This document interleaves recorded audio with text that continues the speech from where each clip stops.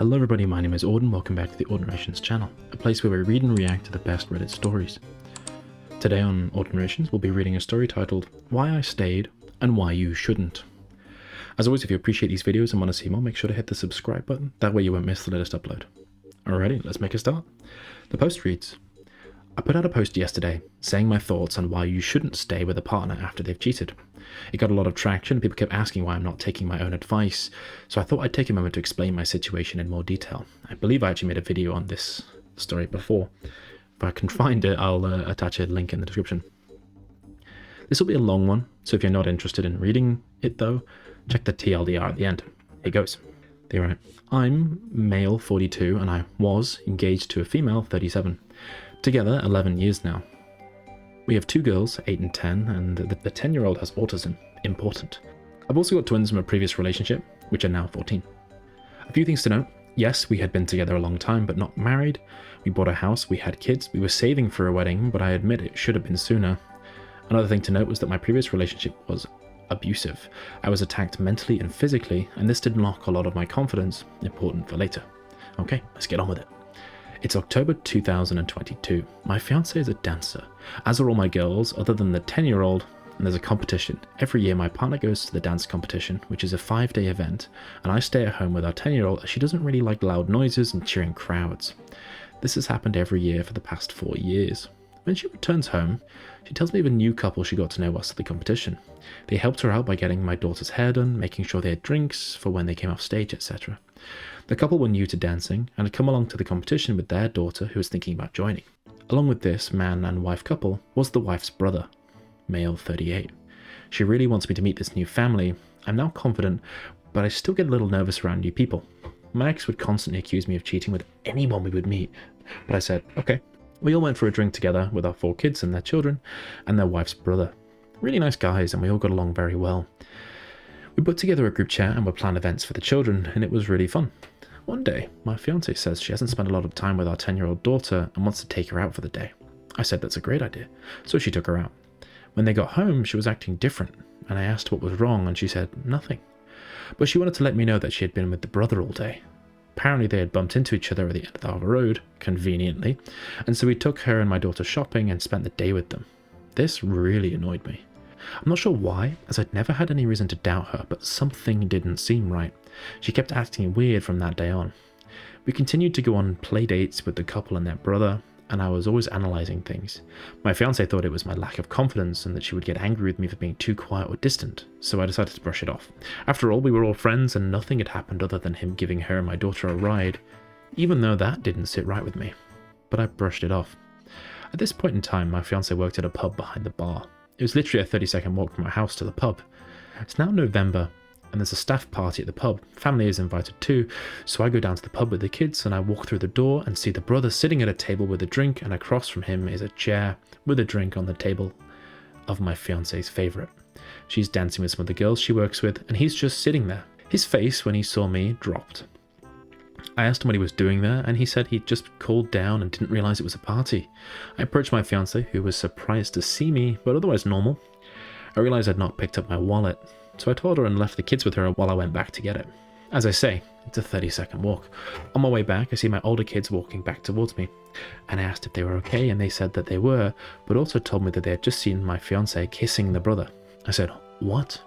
And they laughed, saying it must have only looked that way. I immediately approached her about this, noticing that he was now gone, and she said that she was talking in his ear as it got so loud inside. This got my alarm bells ringing like crazy. Yeah, no kidding. So when we got home and the kids were in bed, I came out and asked her what was happening. She got upset that I would think so badly of her and told me she loves me and she wouldn't be interested in anybody else, especially the brother. So I gave her the benefit of the doubt. Now cut forward a month to December the 13th. She's been going out a lot. This isn't surprising or uncommon for her, as she has a lot of friends whose birthdays fall in December, so she's out most weekends through December. But this was different. Not only was she out on a weekend, but also out on a weekday and weeknight, and she never did this. And she wouldn't really hold any kind of conversation with me. So on the morning of the 13th of December, I asked her what was wrong. She told me that she hasn't been happy in a long time, was going to wait until after Christmas to tell me, but she can't keep it in any longer. She was breaking up with me.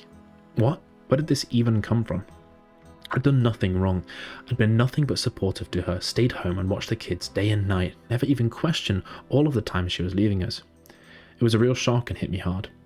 I guess this story here really emphasizes the point that cheating isn't an accident. It's a series of decisions, a series of boundary crossings, throwback to that video, that you allow. You don't enforce your own boundaries and then you allow it to happen. In fact, you facilitate it happening. It's one step up. Allow implies that it's not the person's fault. They enable and then do it, so it's very much their own choice. Yeah. Like all of this, the freaky brother, the creepy brother, he could have been sent away at any time, but he wasn't. And yeah, I'm assuming this is where this is going. Let's continue. Christmas was the absolute worst. She was out of the house even more, not wanting to spend a second around the kids or me. I had to hold back the upset, the tears and more, all whilst trying to give the kids some kind of Christmas. Christmas Day came, and she was home with us to open presents, but she took the kids to her mum's for Christmas dinner. When she got home, I was upset. I took myself upstairs as I didn't want to be crying in front of the kids on Christmas Day, but she followed me. I sat on the bed and I said to her, I have an awful feeling that when you've been going out on these nights out, you've been getting with other men.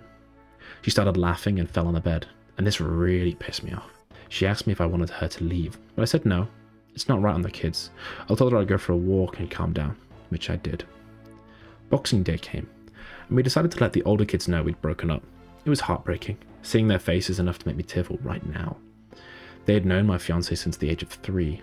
They'd grown up with her. They had sisters. That was such a hard day. After this, she went to spend the night at her mum's house, and I spent the night holding back the tears. And then things started to change as quickly as they started. Suddenly, she started texting me to say that she had cancelled some events as she felt bad she hadn't seen the kids. She said she wanted to give me a break and asked me if I would like some time to myself, or some time with her and the kids. I was confused as hell. She proposed an idea to me. Why don't we stay together for the sake of the kids? We won't be together, but we'll work together for the children. We won't get with anyone else until they're old enough to leave home. And if our relationship grows from this, then we'll let it grow and see where we end up. I can't express how desperate I was to have her back, so I jumped at the opportunity. Yeah.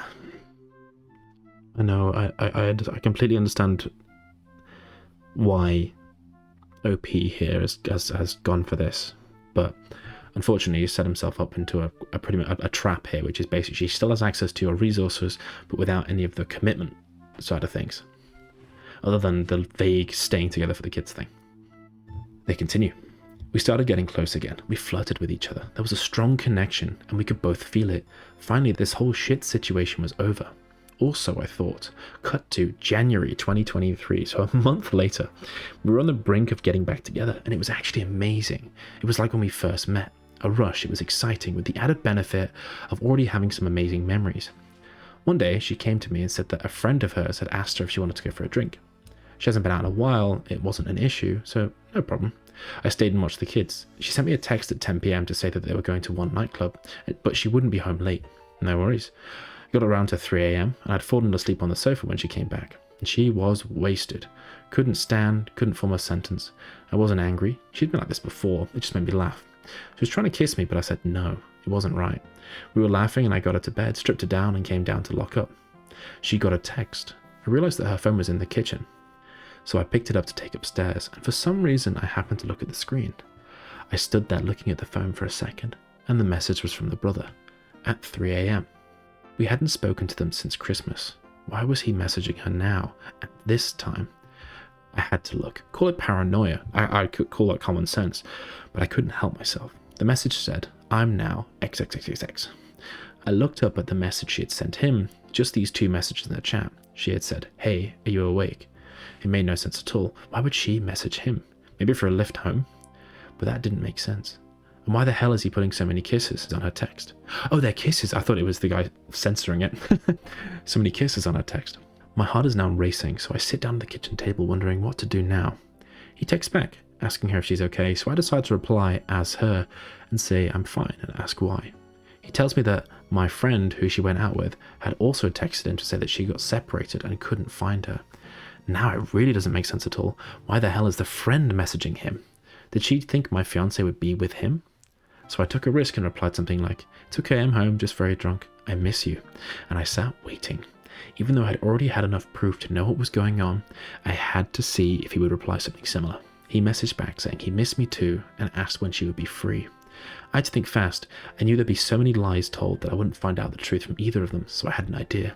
I told him that I couldn't keep this up any longer. I wanted to be with him, but I need to know what I can say to me. This worked. Slowly, over the next hour, piece by piece, I was told the whole story of how they'd been together since October, that the day out with my daughter had been planned. Shock. The kids seeing the kiss, which did happen. At the time she told me she was going out, when in reality she was meeting him at the end of the road or at his house. Everything. I was devastated. One thing to note though, which was strange, was just that he kept saying, just remember, we've not had sex yet, we've fooled around, but we've not disrespected him. And that really pissed me off. As if it's not disrespectful enough anyway. The next morning came, and I'd not slept. She came down around 7 AM asking if I'd seen her phone. I said I had, and I'd more than seen it. I'd been using it to have a good old chat with the brother. She tried to brush it off at first, saying, oh, what now? What are you accusing me of this time? Which got me really angry. She realised I knew everything, and her whole attitude changed. She tried to tell me it was just a drunken kiss, but I knew it wasn't. She admitted to getting into bed with him, almost having sex, but stopping as she didn't think it was right until I was completely out of the picture. She admitted to most things, but not everything, and kept saying excuses like, I can't remember, but her overriding tone was always the same. We'd broken up, and so she was single and hadn't cheated, and that she didn't leave me for him. Both of these things I provide were not true. Well, in her head, this is what I meant by the trap, right? So she's still living at home with you, having access to your resources and the lifestyle and the life that she was having before, but because you're just together for the kids, you're not actually together. There's no commitment here. So in her head, this is her rationalizing and justifying it. It was probably a concocted plan with the brother to enable the continuation of their relationship. It's actually despicable behavior, to be quite honest. Anyway, they continue. All I wanted to do was talk about it. Was she still wanting to start a new relationship with him? What was this new thing between me and her? Why and how did this whole thing start? But every time I tried to talk to her at all about any of it, she would stop me and say I was pushing her away and she was going to leave. My head was all over the place. She was gaslighting me left, right and centre.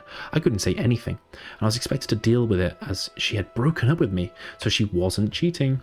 I told her she hadn't broken up with me in October, but she flat out denied any of that.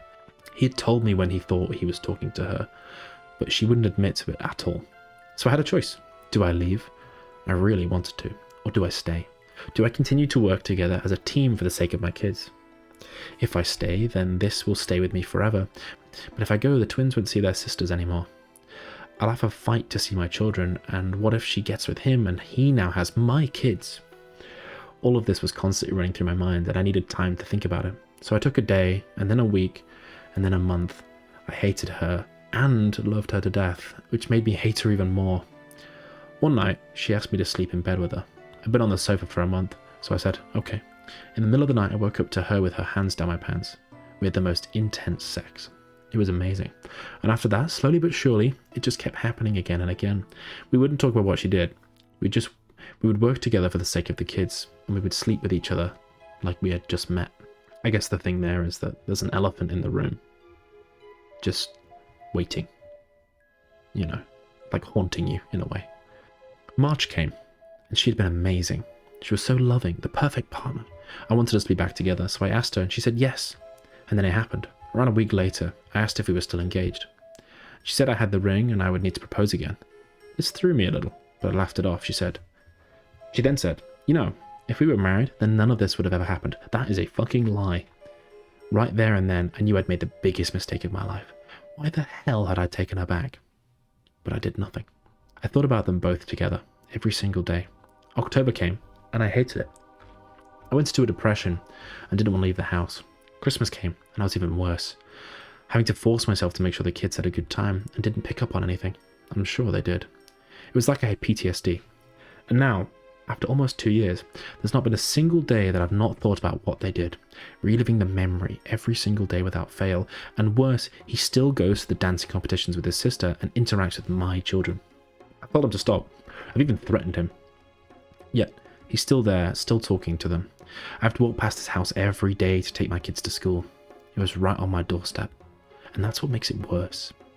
So in the end, I chose to stay for the benefit of my kids. Not saying that they've picked up on things, but they don't know what they both did. I know that if I was to leave now and tell them the reasons why, they wouldn't want anything to do with my now ex-fiancée, meaning they would lose contact with their sisters. What's more, my 10-year-old adores me. She's such a daddy's girl. I know I could take the kids if I want, but I can't do that to an autistic child when it's such an important time at school right now. She hates change. It can send her into a fit that can be dangerous. I can't do that to her. So now I'm trapped. I decided to stay. I decided to work at it with a girl who tried to downplay the whole situation and keep me for some reason. Maybe because I let her go out on nights out while I watched the kids, and he wouldn't have done that. I now feel like I can't leave until the kids have grown and got their own lives, so I'm trapped in a relationship that most of the time is bearable, but with a partner who makes my blood boil without really doing anything at all. It's not fair to either of us, yet there's nothing I can do now. TLDR, fiancé cheated with our friend. She left me over Christmas to spend time with him while I watched our kids. She got caught out by a text a month later, and I decided to give the relationship another go, but it was the biggest mistake of my life. Now I feel trapped. Don't make my mistake. This is a tricky situation. I completely understand the wanting to stay. I completely understand that. The non-autistic kids, I mean, they would be fine with the change. Yes, they wouldn't be able to see their sisters, but people move on, people adapt. They'd be fine. I understand you not wanting to leave the 10-year-old daughter, 10-year-old girl, for the reasons described in the post. It's a really tricky situation. You do have options. There are options in this scenario. Like, you could do the, I don't know what it's called, cohabitation or whatever. Basically, you just live in a separate room and you're both together, you both cooperate for the kids. But fundamentally, you're basically two housemates now, and you can both do what you want. It's really tricky. It will be really tricky, or that would be really tricky for yourself. And maybe her to a degree. Yeah, it would be a really tricky situation for yourself, especially if you're already in a bit of a rough mental state. But there are options. Probably be worth talking to a lawyer. Maybe not actioning it, but just so you know what, so you're aware of what you need to do in the situation, in your state, and that kind of thing. It's tricky. It is tricky. Right, let's take a look at what the community says. Someone's left a comment saying, try not to beat you down here, but yeah, you can still leave, bro. This just sounded like you stayed for you, not your children. Your children watched your partner kiss another man, and you continue to play house with her. What is that teaching them? Good luck. To which someone replied, saying, that's a good point. And someone replied to that, saying, you're not trapped, maybe trapped in your own head. You're making a decision and saying you're trapped to justify it. Will you justify it the next time she cheats? There will be a next time, because there's no consequences the first time. Someone replied to the previous comment, saying, this woman kissed her affair partner in front of your children and dismissed what they were witnessed as not credible or claimed that they misunderstood, showing that she doesn't care about them. She even used your daughter as an alibi to meet the affair partner, yet you believe staying with her is the best for the kids? Is having a cheating, manipulative and lying stepmother truly what you want as a role model for them? Wouldn't you prefer to be a role model for your children, demonstrating that they aren't trapped and have the power to walk away if their partner is unfaithful? Children notice and internalize more than we realize.